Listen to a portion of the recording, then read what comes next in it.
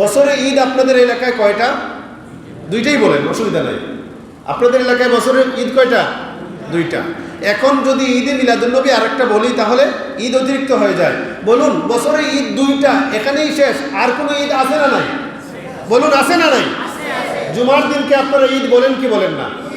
জুমার দিনকে যদি আপনারা ঈদ বলেন তাহলে জুমার দিন বছরে কি একটা? কতটা?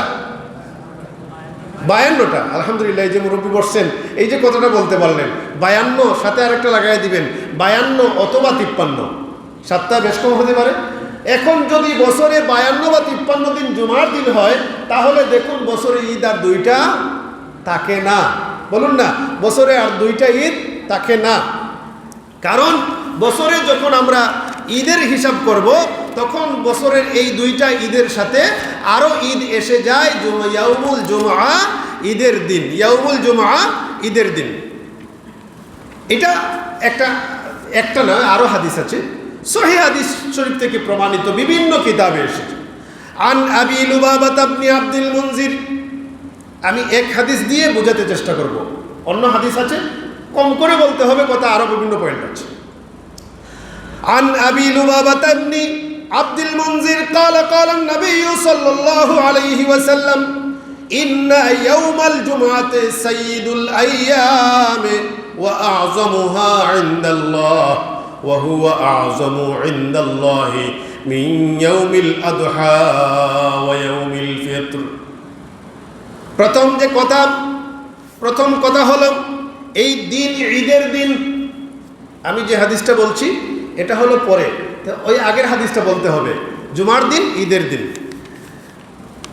আন উবাইদ ইবনে সাব্বাক আন ইবনে আব্বাস قال قال رسول الله صلى الله عليه وسلم إن هذا يوم عيد جعله الله للمسلمين فمن جاء إلى الجمعة فليغتسل وإن كان طيب فليمس منه وعليكم بالسواك। আমার নবীজি জুমার দিন বয়ান দিচ্ছেন। বয়ানে আমার নবীজি বললেন, নিশ্চয়ই এই দিন, জুমার দিন, ঈদের দিন, আল্লাহ মুসলমানদের জন্য এই দিনটাকে ঈদের দিন বানায় দিয়েছেন। সুতরাং এই দিন যেন তোমরা মুসলমানরা কি করবে? গোসল করবে, আর আতর যদি সুগন্ধি থাকে তাহলে লাগাবে। সুবহানাল্লাহ বলেন। তাহলে ওয়া আলাইকুম বিসওয়াক, এবং কি করবে? মিসওয়াক করবে। তাহলে জুমার দিনকে আল্লাহর নবী ঈদের দিন ঘোষণা দিলেন। ঈদটা, এই জুমার দিন ঈদটা কেমন ঈদ, ওই পরের যে হাদিস আমি বলতে শুরু করছিলাম, এই হাদিসে এসেছে যে আবু লুবাবাহ ইবনে আব্দুল মুনজির তিনি রাসূলুল্লাহ থেকে হাদিস বর্ণনা করছেন। আমার নবীজি বলেন, ইন্না ইয়াউমাল জুমআতি সাইয়্যিদুল আইয়াম, নিশ্চয়ই জুমার দিন সাইয়্যিদুল আইয়াম, দিন সমূহের সরদার। সুবহানাল্লাহ বলেন। ওয়া আযমুহা ইনদাল্লাহ, আল্লাহর নিকট এটা আরো শ্রেষ্ঠ, অত্যধিক মর্যাদাবান। ওয়া হুয়া আযমু ইনদাল্লাহ, আল্লাহর কাছে এটা অত্যধিক মর্যাদাবান, অত্যধিক মর্যাদাশীল, মর্যাদাবান দিন। মিন ইয়াউমিল আদহা, এটা ঈদুল আদহা থেকেও আল্লাহর কাছে শ্রেষ্ঠ দিন। সুবহানাল্লাহ বলেন। আল্লাহর কাছে এই দিনটার মর্যাদা ঈদুল আদহা থেকে শ্রেষ্ঠ। ওয়া হুয়া আযমু ইনদাল্লাহি মিন ইয়াউমিল আদহা, এই দিনটা আল্লাহর কাছে ঈদুল আদহা থেকে শ্রেষ্ঠ। ওয়া ইয়াউমুল ফিত্র, ওয়া ইয়াউমিল ফিত্র, এবং ঈদুল ফিতর থেকেও শ্রেষ্ঠ। মানে জুমার দিন আল্লাহর কাছে সর্বশ্রেষ্ঠ, জুমার দিন দিনসমূহের সর্দার, আল্লাহর কাছে এটা ঈদুল আদহা, ঈদুল ফিতর থেকেও শ্রেষ্ঠ। তাহলে কি বোঝা যায়? ঈদুল আজহা এবং ঈদুল ফিতর বড় নাকি জুমার ঈদ বড়? জুড়ে বলতে হবে, জুমার ঈদ বড়। তাহলে ঈদ দুইটা বললা আপনাকে বিভ্রান্ত করার চেষ্টা যারা করলেন, ওনারা নিশ্চিত রূপে আপনাকে ধোঁকা দিয়েছেন। নিশ্চিত রূপে কি করেছেন? আপনাকে ধোঁকা দিয়েছেন। বছরে ঈদ দুইটা নয়, আমরা পেয়ে গেলাম যে দুইটাকে ঈদ আপনি বলছেন। এই দুইটা ঈদের চেয়ে জুমার দিন আরো শ্রেষ্ঠ ঈদ, এমন শ্রেষ্ঠ যে ঈদের আল্লাহর কাছে, ওই দুই ঈদ থেকে আল্লাহর কাছে এটার মর্যাদা বেশি। কেন? ফিহি খামসু খিলালিন, তার মধ্যে 5টা কারণ। খালাকাল্লাহু ফিহি আদম, আল্লাহ এই দিন আদম আলাইহিস সালামকে সৃষ্টি করেছেন। ওয়া আহবাতাল্লাহু ফিহি আদম ইলাল আরদ, আদম আলাইহিস সালাতু ওয়াস সালামকে এই দিন পৃথিবীতে প্রেরণ করেছেন। ওয়া ফীহি তাওয়াফাল্লাহু আদম, আর এই দিন আল্লাহ আদম আলাইহিস সালামকে ইন্তেকাল দিয়েছেন। বুঝলাম হুজুর, এই দিন আল্লাহ আদমকে সৃষ্টি করেছেন, এজন্য ঈদের দিন। বুঝলাম, এই দিন আল্লাহ পৃথিবীতে আদমকে পাঠিয়েছেন, আদম আলাইহিস সালামকে পাঠিয়েছেন। বুঝলাম ঈদের দিন, কিন্তু ওয়াফিহি তাওয়াফাল্লাহু আদামা, আদম আলাইহিস সালামকে এই দিন আল্লাহ ইন্তেকাল দিয়েছেন, মানে আদম আলাইহিস সালামের ইন্তেকালের দিনও এই জুমার দিন। তাহলে ইন্তেকাল, নবীর ইন্তেকালের দিন আবার ঈদ হয় কেমনে? এটা নবীর ইন্তেকালের দিন ঈদ হয় কেমনে? এই প্রশ্নটা আপনার কাছে আসে কেন জানেন? আপনি ঈদ কি চিনেন না, আপনি ঈদ কি মোটেও চিনেন না। আপনি ঈদের অর্থ গ্রহণ করেন খুশি। আরে বাবা, জীবনেও তো প্রমাণ করতে পারবে না ঈদের অর্থ খুশি। কোথায় পাইলা তুমি ঈদ অর্থ খুশি? আদাই আউদু, ঈদ অর্থ ফিরে আসা, বারবার ফিরে আসে, এই জন্য এই দিনটা ঈদের দিন। ঈদ অর্থ কি? খুশি। এটা হলো পারিভাষিক একটা অর্থ, এটা একটা পারিভাষিক অর্থ। আমরা খুশিবাসি করি, এই জন্য ঈদ, এটাকে খুশি বলা হয়। ঈদের অর্থ হলো ফিরে আসা। ঈদের অর্থ কি? ফিরে আসা, বারবার ফিরে আসে। ঈদের পারিভাষিক অর্থ হলো যে দিন ঈদের দিন, ওই দিনের পরিভাষায় ঈদের পরিভাষা হবে। যেমন ঈদুল আদহা ঈদের দিন। এই দিন কিসের ঈদের দিন? যে এই দিন হলো কুরবানি করার খুশি। এই দিন কি করবে? কুরবানি করবে। তাহলে দেখা যায় ঈদ এই দিন কুরবানি করা।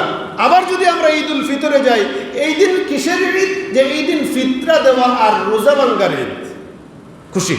হ্যাঁ, তাহলে জুমার দিন কিসের ঈদ? জুমার দিন কি আমরা খুশি হই? জুমার দিন তো আমরা জুমায় আসি, মসজিদে এসে জুমার নামাজ আদায় করি, তাহলে এই দিনও খুশি না? এই দিন কি আল্লাহর বিধান, মসজিদে যাব, জুমার নামাজ আদায় করব, খতিবের সামনে বসব, খতিব খুতবা দিবেন, এইটাই ঈদ। তাহলে এক এক ঈদের এক এক পরিভাষা। বলবেন আরো সোজা করে বলেন হুজুর। ঠিক আছে, আরো সোজা করে বলবো, খাওয়া দাওয়ারও ঈদ আছে। সুবহানাল্লাহ কোন না? খাওয়া দাওয়ারও কি ঈদ আছে? একটু তাকুক, আমি হাদিসটা পূর্ণ করি। ওয়াফিহি তাওয়াফাল্লাহু আদম আলাইহিস সালাম, এই দিন আল্লাহ আদম আলাইহিস সালামকে ইন্তেকাল দিয়েছেন, উনি ইন্তেকাল করেছেন। এই দিনও ঈদের দিন। তো এই দিন ঈদের দিন। কি ঈদের দিন? যে আদম আলাইহিস সালামের ইন্তেকালের দিন।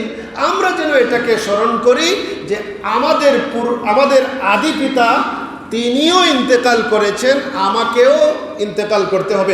আমরা যেন মৃত্যুকে স্মরণ করি। এই এই এই যে একটা কারণে জুমার দিন ঈদ, তাহলে জুমার দিন ঈদের দিন আমরা জুমার দিন বেশি বেশি কি করব? মৃত্যুকে স্মরণ করব। আদম আলাইহিস সালাম পৃথিবীতে এসেছেন, হ্যাঁ, এই জন্য তো আমরা তো আর আবার আসমানে গিয়া পৃথিবীতে আসতে পারবো না? পারবো? আমরা কি পারবো? পারবো না। জুমার দিন আল্লাহ আদম আলাইহিস সালামকে সৃষ্টি করেছেন, আমরা কি আল্লাহকে বলতে পারবো যে আল্লাহ আমাদেরকে জুমার দিন সৃষ্টি করে আবার পৃথিবীতে পাঠান? আমল করার নাই, এই কারণ দুইটাতে কি নাই? আমল করার নাই। কিন্তু এই দিন জুমার দিন ইন্তেকাল দিবস হিসাবে আমাদের করণীয় কি?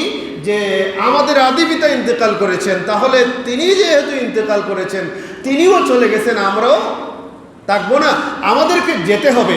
তাহলে এই দেখেন, জুমার দিনের মধ্যে একটা কাজ পেয়ে গেলেন, এটাও ঈদ। এটাও কি ঈদ? এই আপনি ঈদ অর্থ খুশি পাইয়া ওই তো ঝামেলা লাগাইছে। এরপর পরে আরো এই জুমার দিনে আরো দুইটা কারণ আছে। 5 কারণে জুমার দিন শ্রেষ্ঠ। তাহলে আমরা দেখুন, এই হাদিস থেকে আমরা পাইলাম আল্লাহর নবী আমাদের আদি পিতা। জুমার দিন ঈদ হওয়ার পেছনে আমাদের আদি পিতার সাথে 3টা কারণ জড়িত। একটা তার সৃষ্টি, আরেকটা ওনার আগমন, আরেকটা ওনার ইন্তেকাল।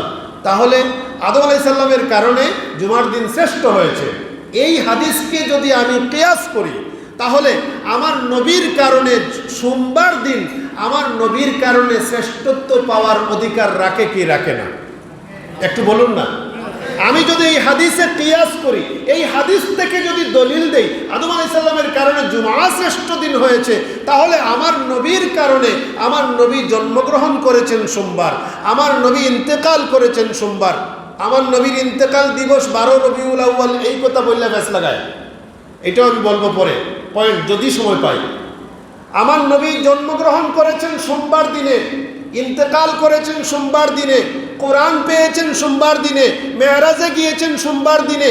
অনেক অনেক কারণ আমার নবীজির সোমবারে, আমার নবীজির সাথে সোমবার ওতপ্রোতভাবে আমার নবীজির সাথে সম্পর্কিত সোমবার। তাহলে সোমবার কি আমার জন্য ঈদ হতে পারে না? বলুন না, পারে কি পারে না? পারে। এখন বলবেন যে আমার ওই যে এক মৌলানা বলছে যে নির্ধারিত কোনো দিনকে যেন আমরা ঈদ না বানাই।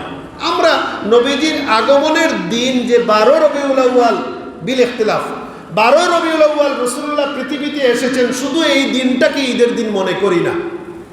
এই দিনটাকে আমরা ঈদের দিন মনে করি না, বরং নবীজি পৃথিবীতে এসেছেন, নবীজি পৃথিবীতে আসার কারণে আমরা খুশি। আমরা নবীজির পৃথিবীতে আগমনকে আমরা ঈদ বলি। এখন এটা 12 রবিউল আউয়ালে এসেছেন, স্পেশালি এই দিনটা আসলে আমরা নবীজির আলোচনার মাহফিল সাজাই। আমরা নবীজির এই দেখেন আজকে 4 রবিউল আউয়াল, আজকে কি 12 রবিউল আউয়াল? আপনারা মাহফিল সাজিয়েছেন 12 রবিউল আউয়াল বিল ইখতিলাফ, নবীজির জন্মের তারিখ, কিন্তু এই দিনটাকেই আমরা ঈদ। শুধু এই দিন ঈদ নয়, আমাদের জন্য নবীজির আগমনটাই ঈদ। সুবহানাল্লাহ দেখেন না, নবীজির আগমনটাকেই আমরা ঈদ বলি। তাহলে এটাকে আপনি বলবেন যে তারিখ যদি আপনার কাছে 8 রবিউল আউয়াল হয়, তাহলে 8 রবিউল আউয়াল আপনি ঈদে মিলাদুন নবী উদযাপন করেন। আপনি যদি বলেন ঈদ আর দরকার নাই, আপনার জন্য ঈদ নাই, আপনি বলবেন নবীজির জন্মের আলোচনা করবেন, করুন, আমরা আপনাকে বাধা দিই নাই। তাহলে দেখুন যে ঈদের পরিভাষা আছে বিভিন্ন। এখন বলছিলাম যে আর আছেনি ঈদ, খাওয়ারও ঈদ আছে। কি আছে? খাওয়ারও ঈদ আছে। আমি আপনাকে একদম ক্লিয়ার বলছি। আন উকবাত ইবনে আমির قال قال رسول الله صلى الله عليه وسلم, আমার নবীজি আরো ঈদের কথা বলছেন, খাবার দাবারেরও ঈদ আছে। আমার নবীজি বলতেছেন ইয়াউমু আরাফাতা ওয়া ইয়াউমুন নাহরি ওয়া আইয়ামুত তাশরিকি ঈদুনা আহলাল ইসলাম ওয়া হিয়া আইয়ামু আকলিন ওয়া শুরবিন। হাদিস সুনান তিরমিজিতে এসেছেন, আবু দাউদে এসেছেন, দারিমিতে আছে, ইবনে খুজাইমাতে আছে, ইবনে হিব্বানে আছে, অনেকগুলো কিতাবে আছে। সুনান তিরমিজিতে আছে 773 নম্বর হাদিস। হ্যাঁ, আরও অনেক কিতাবের মধ্যে এই হাদিসটা এসেছে। হাদিসটা সহি কি, যে আমার নবীজি বলতেছেন ইয়াউমু আরাফা, আরাফার দিন ঈদের দিন। ইয়াউমু আরাফা, আরাফার দিন ঈদের দিন। এই আরাফার দিন ঈদের দিন আরও হাদিস আছে। কি হাদিস? যে রাসূলুল্লাহ উমর রাদিয়াল্লাহু আনহুর কথাও এসেছে হাদিসে, আবার আব্দুল্লাহ ইবনে আব্বাস রাদিয়াল্লাহু আনহুমার কথাও এসেছে যে উমর রাদিয়াল্লাহু আনহুর সামনে একবার কাব আল আহবার, হাদিসে উনার নাম উল্লেখ নাই, এক লোক, উনি যখন বসা তার সামনে, কার দরবারে? উমরের দরবারে। এমত অবস্থায় সেখানে তিলাওয়াত করা হলো। হাদিস হলো, এই হাদিসটা বুখারীতে আছে। এই হাদিসটা কোথায় আছে? বুখারীতে আছে। আপনি বুখারীতে পাবেন 45 নম্বর হাদিস, কিতাব বুখারীর কিতাবুল মাগাজিতে পাবেন গিয়ে আবার 4407 নম্বর হাদিস, কিতাবুল তাফসিরে পাবেন 4606 নম্বর হাদিস, আবার কিতাবুল ইতিসাম আল ইতিসাম বিল কিতাবি ওয়াস সুন্নাহ এই অধ্যায়ে পাইবেন 7268 নম্বর হাদিস। এই বুখারীতে বেশ কয়েক জায়গায় হাদিসটা এসেছে। কি হাদিস?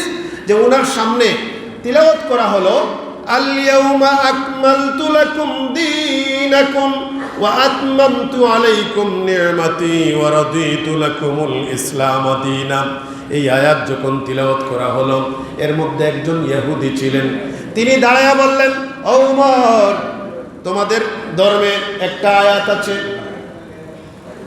এই আয়াত শুনে তিনি বললেন এই যে আয়াত পড়লেন, অথবা উনি নিজেই বললেন তোমাদের এমন একটা আয়াত আছে, এই আয়াত যদি আমাদের ধর্মে নাজিল হইতো তাহলে এই দিনটাকে আমরা ঈদের দিন বানায় দিতাম। সুবহানাল্লাহ বলেন। হাদিস দুইভাবে বর্ণিত হয়েছে যে ওনার সামনে ইহুদি বসা, এই এমন অবস্থায় আব্দুল্লাহ ইবনে আব্বাসের কথাও এসেছে হাদিসে যে আয়াত তিলাওয়াত করা হলো। আর এই বুখারীর বর্ণনা আছে যে উনি বললেন যে আপনাদের ধর্মে এমন একটা আয়াত নাজিল হয়েছে, যে আয়াতটা যদি আমাদের ধর্মে নাজিল হতো তাহলে আমরা এই আয়াত নাজিলের দিনটাকে ঈদের দিন বানায় দিতাম। তিনি বললেন কি আয়াত? এই আয়াত যেটা আমি পড়লাম সূরা আল মায়দার, যে আল ইয়াউমা আকমালতু লাকুম দীনাকুম। উমর রাদিয়াল্লাহু তাআলা আনহু বললেন যে হোক, নির্ধারিত নাম যেটা আমরা পেয়েছি তাফসীরের কিতাবে,